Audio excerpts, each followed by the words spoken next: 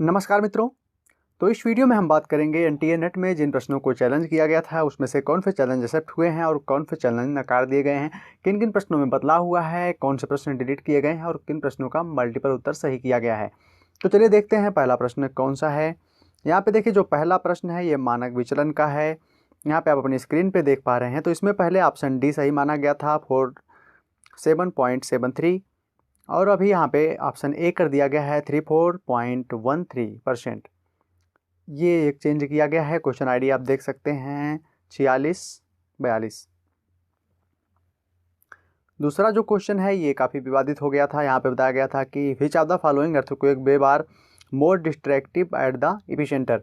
तो यहाँ पे इन्होंने यश वेव मान लिया था, जो कि इन्होंने अब गलत कर दिया है, और अभी यल वेव जो कि बिल्कुल सही है उसे मान लिया गया है। तो ये चैलेंज भी एक्सेप्ट कर लिया गया है। तीसरा क्वेश्चन है, बाढ़ रक्षित बस्तियां निम्नलिखित में से समान रूप से मिलती हैं। तो पहले पहाड़ी क्षेत्र को सही माना गया था और फिर चैलेंज करने के बाद इसे चेंज करके डेल्टा कर दिया गया है। नंबर 1 को सही कर दिया गया है। रिमलैंड सिद्धांत को स्पाइकमैन द्वारा कब प्रस्तुत किया गया? इस प्रश्न को भी चैलेंज किया गया था, काफ़ी विवाद हुआ था, लेकिन इस प्रश्न को 1942 ही रखा गया है। संभवतः इसमें कोई चेंज नहीं किया गया है। अगला जो क्वेश्चन है, उत्तक चित्र हिस्टोग्राम निम्नलिखित आंकड़ा डेटा विवरण डिस्ट्रीब्यूशन में से किससे संबद्ध है? तो यहाँ पे बताया गया था पहले की पृथक आवृत्ति वितरण, तो ये अभी गलत कर दिया गया है और अब मान लिया गया है सतत आवृत्ति वितरण। यहाँ पे यही सही होगा। पहले ऑप्शन को चैलेंज कर दिया गया था तो दूसरा ऑप्शन इसमें सही माना गया है, सतत आवृत्ति वितरण। और अगर आपका पहला ऑप्शन सही था, आपको मार्क मिल रहे थे उस हिसाब से, तो अभी नहीं मिलेंगे, और सेकेंड ऑप्शन सही है तो मार्क मिलेंगे। हरित क्रांति के क्वेश्चन में भी काफ़ी विवाद हुआ था। यहाँ पे पूछा गया था कि कौन से कथन में भारत में हरित क्रांति के बारे में सही नहीं है। तो पहले इन्होंने दिया था बी माना था, यानी कि ऑप्शन सी, हरित क्रांति ने चयनित फसलों में उत्पादन वृद्धि सुनिश्चित की, इसे इन्होंने गलत माना था, जबकि ये सही था। तो अब इन्होंने ये मान लिया है ऑप्शन ए को, यानी कि सेकंड नंबर को, हरित क्रांति ने किसी भी क्षेत्रीय विषमता के ना होने को सुनिश्चित किया, इसे मान लिया है और इसका उत्तर बदल दिया गया है।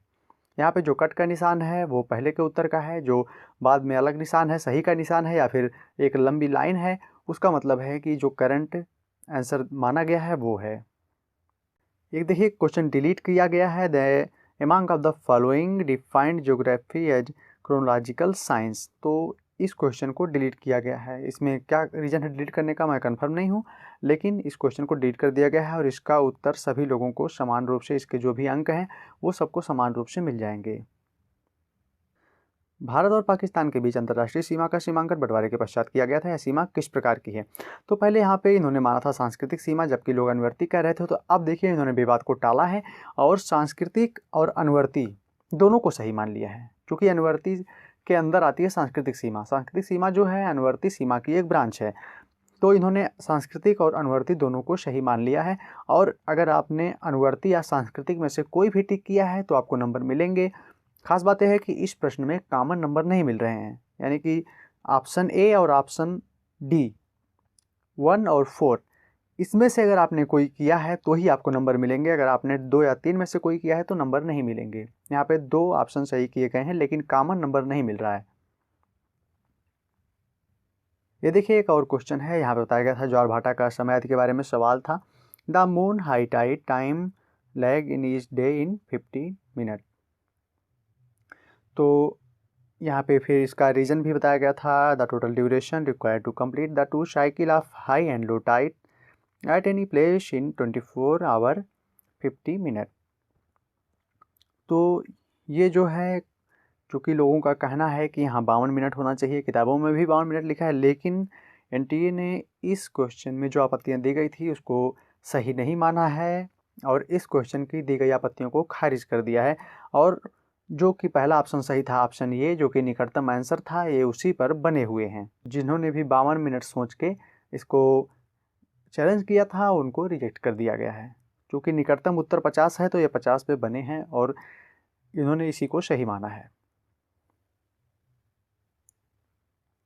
एक और देखिए क्वेश्चन है कि आल्यूशियन द्वीप ज्वालामुखी विस्फोट का स्थल होता है। इसका तर्क है अपसरण पट्टिका उपांत ज्वालामुखी विस्फोट का स्थल होता है।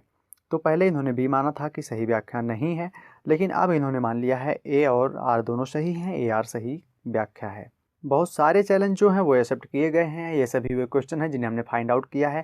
इसके अलावा कुछ और भी ऐसे क्वेश्चन हो सकते हैं जिनका उत्तर बदला हुआ हो, क्योंकि हमारे पास जो है ओल्ड आंसर की कॉपी हमने डाउनलोड नहीं की थी, तो डिटेल पूरी तरह से मिल नहीं पा रही है। लेकिन इन क्वेश्चन को चूँकि हमने पहले से ही मार्क कर रखा था, इसलिए हमें इन्हें फाइंड आउट करने में आसानी हो गई कि कौन कौन से क्वेश्चन टच नहीं किए गए हैं, किन पे विवाद था और किन को चैलेंज किया गया था और कौन कौन से सही किए गए। इसके अतिरिक्त कुछ ऐसे और भी क्वेश्चन हो सकते हैं जिनका ऑप्शन चेंज किया गया हो। तो अगर ऐसे क्वेश्चन और भी आपकी नज़र में आ चुके हैं आंसर की के अंतर्गत, तो आप उस क्वेश्चन को इस वीडियो के कमेंट में डाल सकते हैं। ठीक है फ्रेंड्स, ऐसे ही वीडियोज़ के लिए हमारे चैनल के साथ बने रहें। अगर आपने चैनल को सब्सक्राइब नहीं किया तो सब्सक्राइब कर लें, और वीडियो पसंद है तो लाइक करें, मित्रों के साथ शेयर कर लें। जिन लोगों ने भी नेट का एग्ज़ाम दिया है उनको इस वीडियो से फ़ायदा होगा।